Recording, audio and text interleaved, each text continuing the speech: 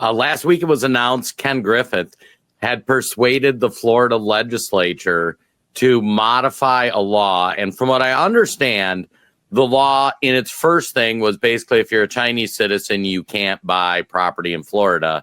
And then he applied pressure. He's also a big Governor DeSantis supporter that says, okay, a Chinese citizen can, but not just a member of the CCP, if I'm understanding how the legislation changed correctly. But this is, in my opinion, and correct me if I'm wrong, but this is just to allow basically people from the CCP to buy land in Florida.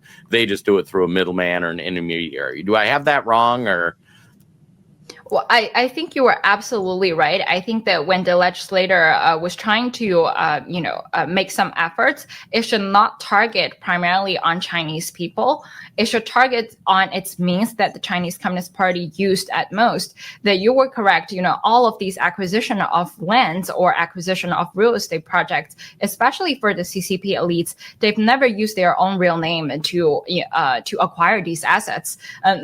They've used their agents. They've used their middlemen, they've used, their agents' business, and cover by cover, layer by layer. So when you build, such a legislation that targets Chinese people only, it only prevents the Chinese deplorables of acquiring assets within the United States. It probably won't cause the actual harm to the CCP. So I think that the major, difference in line here is that the Chinese people is not threats to the United States. The real threat coming from the Chinese Communist Party and its affiliates in its economic ties, in its military ties, and in their hidden networks of these agents. They are the real risks and real threats to the United States. Any of the legislation should target the Chinese Communist Party more precisely rather than put the Chinese people on a vague sense.